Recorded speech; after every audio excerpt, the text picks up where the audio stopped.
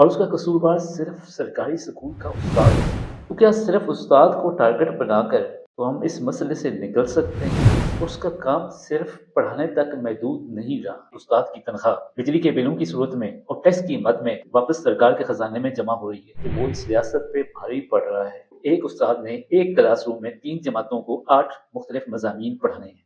आपने वो टीएनए का टेस्ट देना है।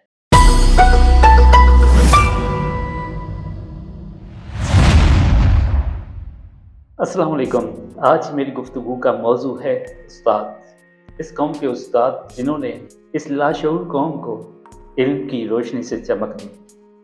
आज आला अहदों पर फायज कुछ लोगों को गिला है मेरे उस्ताद से, वो इस रियासत पर भारी पड़ रहे हैं। आज वो उस्ताद जिसने सही मानों में पाकिस्तान को तरक्की की तरफ गामजन किया, आज वो सिखाने वाला उस्ताद मेरे इस मुल्क पर बोझ महसूस हो रहा है।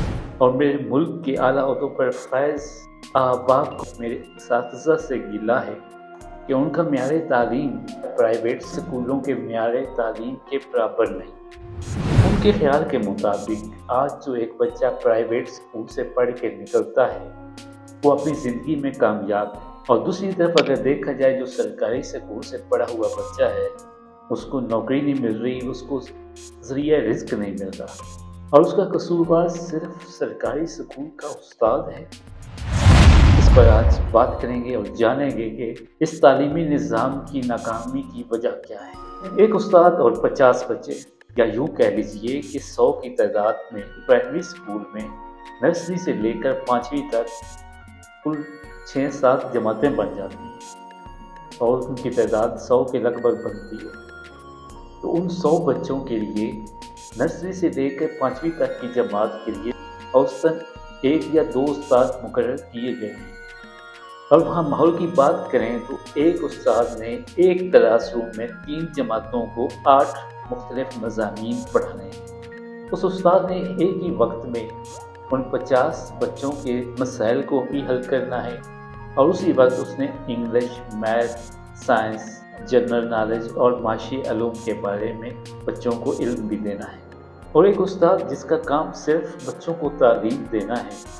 अगर प्राइवेट स्कूल के इदारों की बात करें, हर क्लास के लिए टीचर मुतय्यन है। एक क्लासरूम में मुनासिब सी तादाद और मुनासिब सी तादाद पे एक टीचर मुकर्रर किया गया है, और उसको वो हर सहूलत दी गई है जिससे वो बच्चों के कंसेप्ट्स को क्लियर करते हुए अच्छा तालीमी मेयार दे। और दूसरी तरफ देखा जाए सरकारी स्कूल का जो उस्ताद है उसका काम सिर्फ पढ़ाने तक महदूद नहीं रहा। उस उस्ताद ने क्लरिकल काम भी करना है। उसने ऑफिसर की तरफ से पूछे गए सवालात के जवाब में चिट्ठियाँ भी लिख के दफ्तरों तक पहुँचानी है। उस उस्ताद ने अपने अफसरान को सुबह जाते ही अपनी हाज़िरी का टाइम से लेकर बच्चों की हाज़िरी तक तमाम मालूमात आला अफसरान तक पहुँचानी है। उसने रोज़नामचा भी लिखना होगा। उसने रजिस्टर पर लिखना होगा कि आज उसके स्कूल में पौधों की तादाद कितनी है। उसने लिखना होगा कि उसके स्कूल में कितने दरख्त मौजूद हैं, कि उसके स्कूल में मौजूद पौधों पर फूल कितने हैं। उसने लिखना होगा कि मुझे स्कूल के लिए इतना खर्च चाहिए, इतना मैंने खर्च किया और कहाँ कहाँ पे खर्च किया है। उससे मुतल्लिका तमाम रजिस्टरों को अपडेट रखना होगा। उसने सफाई के हवाले से भी आला अफसरान को आगाह करना होगा, मैंने घास को कटवाया है या नहीं कटवाया। उस उस्ताद ने लिखना होगा वाइट वॉश करवाया है या नहीं करवाया, मेरे स्कूल की कंडीशन क्या है। मैं वो मालूमात देने से कासर हूँ कि उस्ताद ने कितने रजिस्टरों को अपडेट करना होगा। और इसके अलावा जब भी आला अफसरान को कोई अदना सा भी काम पड़े तो वो उस उस्ताद को अपने ऑफिस में तलब कर सकते हैं, और उस्ताद ने हरगिज़ जाना होगा, क्योंकि इनकार की सूरत में शोकाज नोटिस आ जाएगा और अपनी नौकरी दांव पर लग जाएगी। उस्ताद की कारकर्दगी को चेक करने के लिए मॉनिटरिंग भी करवाई जाती है, जिसमें बच्चों से टेस्ट भी लिए जाते हैं और बच्चों की हाज़िरी को भी चेक किया जाता है। अगर कोई बच्चा गैरहाज़िर हो तो उसकी वजह भी पूछी जाती है और उसका कसूरवार भी उस्ताद को ठहराया जाता है। अगर उस स्कूल के एडमिशन की तादाद में कमी हो या उनके एडमिशन पढ़ ना रहे हों तो उसका भी कसूरवार उस्ताद को ही ठहराया जाता है। अभी भी बात यहाँ पे ख़त्म नहीं होती, बल्कि एक डेंगी एक्ट جس کے لیے 10 تصاویر لے کر اپلوڈ کرنی ہوتی ہیں۔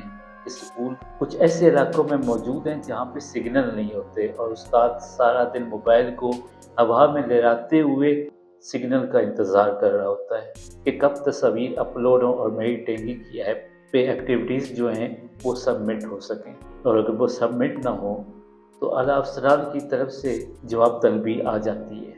پوچھا جاتا ہے کہ آپ نے تعلیم تو دینی ہی دینی ہے، آپ نے وہ 8 مضامین ایک کلاس روم میں ایک ہی وقت 3 جماعتوں کو پڑھانے ہیں، لیکن اس کے باوجود مجھے بتاؤ کہ آپ نے وہ 10 تصاویر، وہ 10 ایکٹیویٹیز کیوں نہیں اپلوڈ کی؟ ایک سرکاری اسکول کے استاد کے فیض صرف پڑھانے اور ریکارڈ اپ ڈیٹ کرنے تک محدود نہیں رہتے، بلکہ حکومت کی طرف سے آئی گئی پالیسیوں پہ عمل درآمد کے لیے بھی استاد کا استعمال کیا جاتا ہے۔ چاہے وہ الیکشن کی ڈیوٹی ہو یا نئے حلقہ بندیوں کے حوالے سے کوئی کارروائی یا پھر مردم شماری کا مرحلہ ہو، تو یہ سرکاری اسکول کا استاد ہی ہے جس نے یہ فرض نبھانا ہے۔ جہاں پہ اس استاد کو ہم نے اتنی مصروفیات دے رکھی ہیں، ہم قاصر ہیں کہ اس اسکول میں کوئی کلرک دے کر استاد کی مصروفیات صرف تعلیم تک متعین کی جائیں کہ استاد کو وہ سہولیات نہیں دے سکے۔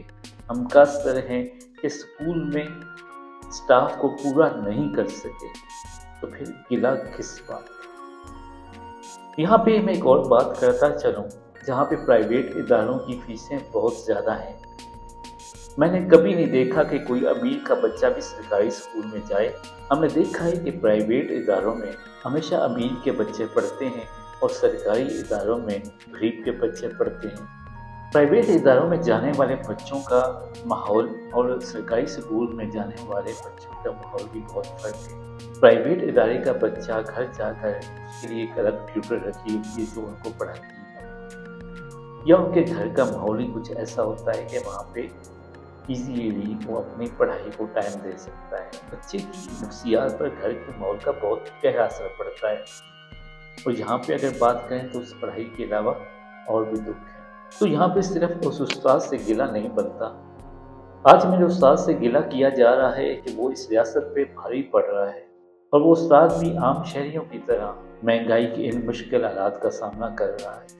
یہ وہ استاد ہے جس نے سرکار سے وعدہ کیا ہے کہ وہ اپنی جوانی سے لے کر بڑھاپے تک اس قوم کے بچوں کو علم سکھائے گا۔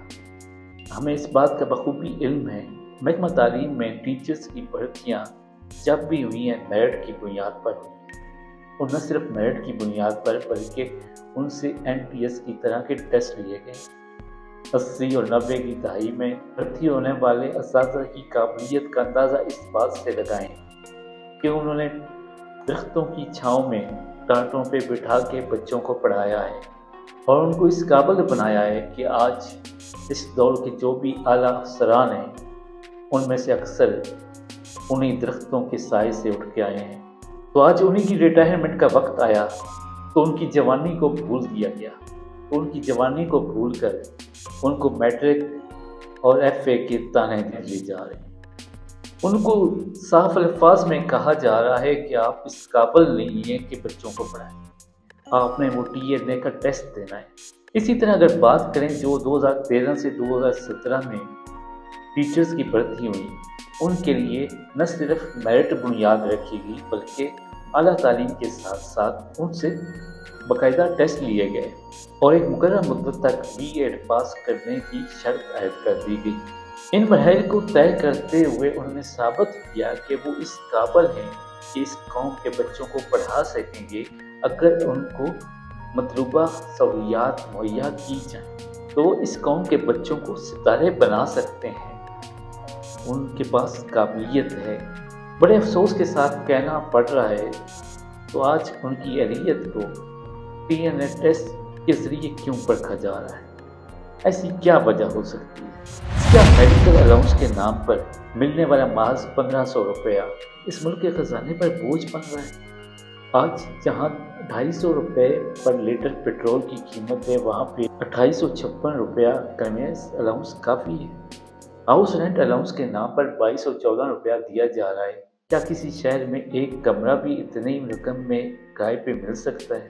اور اس حقیقت سے بھی آپ انکار نہیں کر سکتے کہ آج ایک استاد کی تنخواہ بجلی کے بلوں کی صورت میں اور ٹیکس کی مد میں واپس سرکار کے خزانے میں جمع ہو رہی ہے۔ ہمارے ملک کو معاشی مسائل کا سامنا ہے۔ آج ان سرکاری سکولوں کو پرائیویٹ کر کے معیار تعلیم بہتر بنا سکتے ہیں، اور اگر پھر بھی جواب نہیں ہے تو اساتذہ کی تصدیق کرنے کی بجائے اپنی مینجمنٹ کو بہتر کرتے ہوئے ان سکولوں اور ٹیچرز کے ایشوز کو سالو آؤٹ کریں، اور اگر سرکاری سکولوں میں پرائیویٹ سکولوں والی سہولیات میسر ہوں تو یقین مانیے یہاں سے چمکتے ہوئے ستارے بن کے نکلیں۔ پھر ٹیسٹ کے حوالے سے بات ہو یا استاد کے آنے والے ایشوز کے حوالے سے، تو ہم آپ کو اپڈیٹ کیے رکھیں گے۔ ہمارے چینل کو ضرور سبسکرائب کریں، ہماری ویڈیو کو شیئر کریں، اور اگلی ویڈیو تک اللہ حافظ۔